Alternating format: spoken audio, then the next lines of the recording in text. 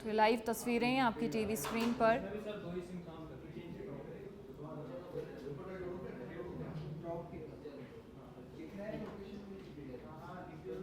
जहां शिक्षा मंत्री मदन दिलावर पौधारोपण करते हुए दिखाई दे रहे हैं। एक्सक्लूसिव तस्वीरें आपकी टीवी स्क्रीन पर, और निश्चित तौर पर एक संदेश देने की कोशिश करते हुए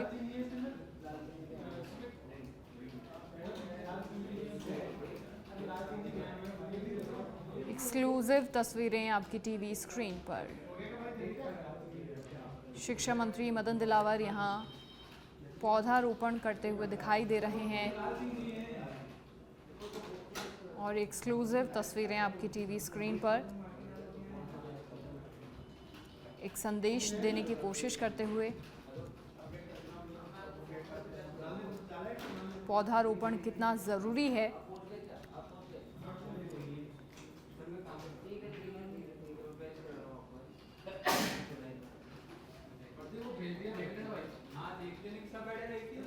सीधी तस्वीरें आपकी टीवी स्क्रीन पर, जहां तमाम अधिकारी मौजूद हैं। जयपुर से तस्वीरें, साथ ही शिक्षा मंत्री मदन दिलावर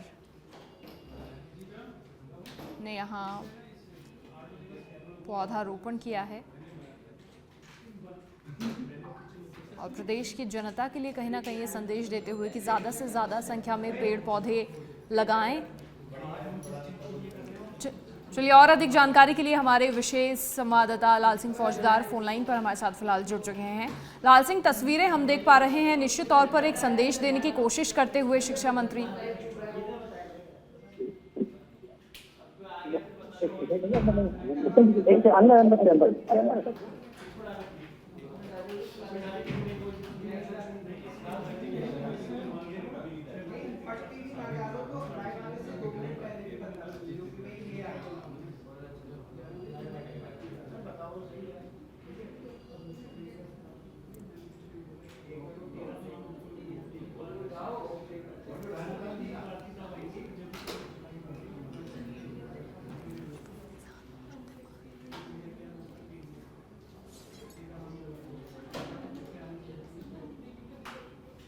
धीरे धीरे चलेंगे।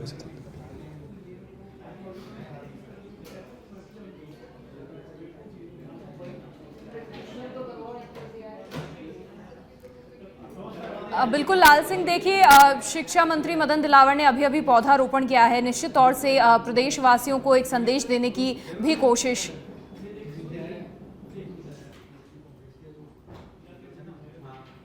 देखिए मनीषा, बिल्कुल, क्योंकि अभी पौधारोपण किया मंत्री जी ने, और एक शिक्षा का उजाला कैसे प्रदेश के उस हर गांव डाणी में पहुंचे, जो आज भी कहीं ना कहीं वहाँ इंतजार है उस उजारे का, उस प्रकाश का, जो हर व्यक्ति का अधिकार है, हर बालक का अधिकार है। आज संवाद भी किया है।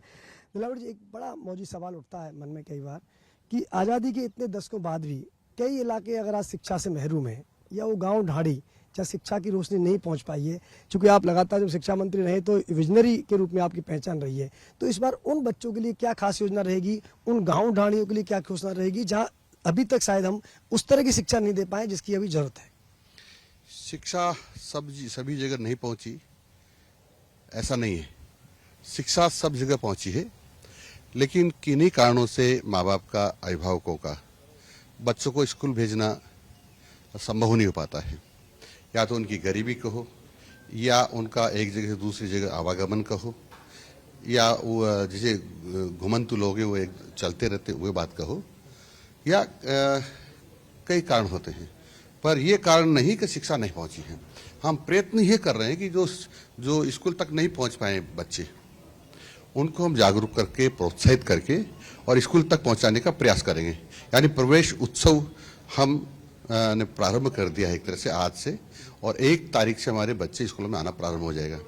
अभी तो हमारे जो अध्यापक हैं, हमारे अधिकारी कर्मचारी हैं, बच्चों के अभिभावकों से मिलेंगे, माँ बाप से मिलेंगे, उनको तैयार करेंगे। यदि किन्हीं कारणों से उनको परेशानी होती हुई तो उनको क्या क्या हम सरकार की तरफ से लाभ देते हैं वो भी गिनाएंगे, और ऐसे प्रोत्साहित करके हम स्कूलों तक लाएंगे। हमारी कोशिश है कि राजस्थान का कोई भी बच्चा अनपढ़ न रहे, सब स्कूल से जुड़े, शिक्षा से जुड़े। मतलब जी एक सवाल ये आता है कि अक्सर हम ये देखते हैं, क्योंकि आपकी जो शिक्षा है, प्रारंभिक शिक्षा, यहाँ से नींव पड़ती है। बच्चा जो सीखेगा वही आगे अपना भविष्य बनाएगा और वही राष्ट्र और समाज को देगा। लेकिन कई बार आपने भी देखा होगा, कुछ अध्याय, कुछ लेसन इस तरह की युवा पीढ़ी को पढ़ाए जा रहे हैं जो कहीं ना कहीं अकबर को महान कहते हैं, महाराणा प्रताप को जंगलों में घूमता हुआ बताते हैं। अभी हाल ही में एनसीईआरटी ने भी प्रयोग किया है कि कुछ ऐसे अध्यायों को जिसने हिंसा को बढ़ावा दिया हो, उनको हटाया गया ऐसे चैप्टर को। हम ऐसी शिक्षा देंगे जिससे प्रेरणा ले सके, संस्कार आ सके, और जो हमारे मन में एक हीन भावना पैदा की थी आज़ादी के पहले के शासकों ने कि हमारे पूर्वज तो कायर थे, कमज़ोर थे, ऐसे पाठ्यक्रमों से बचने की कोशिश करेंगे। आज अच्छी तस्वीर ये भी आ रही है कि सबके लिए गर्व की बात है, ओम बिरला दूसरी बार लोकसभा के अध्यक्ष चुने गए और चूंकि आप उसी इलाके से आते हैं और ऐसा एक स्वर्णिम मौका दूसरी बार लोकसभा के इतिहास में आया है, इस रूप में आप उसको बधाई देना चाहेंगे और क्या कहना चाहेंगे? ये हमारे लिए और मेरे लिए अत्यंत खुशी की बात है कि मेरे सांसद महोदय दूसरी बार लोकसभा के अध्यक्ष बन रहे हैं और इसलिए हम बहुत खुश हैं। मतलब जी एक सवाल जो अभी इन दोनों में गूंज रहा है, क्योंकि अभी आपको 5 उपचुनावों में जाना है, उपचुनाव है 5, एक बड़ी परीक्षा आपके सामने रहेगी और जैसा कि एक नैरेटिव सेट विपक्षी तरफ से किया जा रहा है, क्योंकि 5 सीटें उन्हीं की हैं, तो क्या इस बार आपके जो 6 माह के कार्यकाल हैं इसके दम पर आने वाले बजट भी आप पेश करने वाले हैं, तो किस विजन डॉक्यूमेंट के साथ इन 5 उपचुनावों की रणनीति के साथ मैदान में उतरेंगे? हम विकास और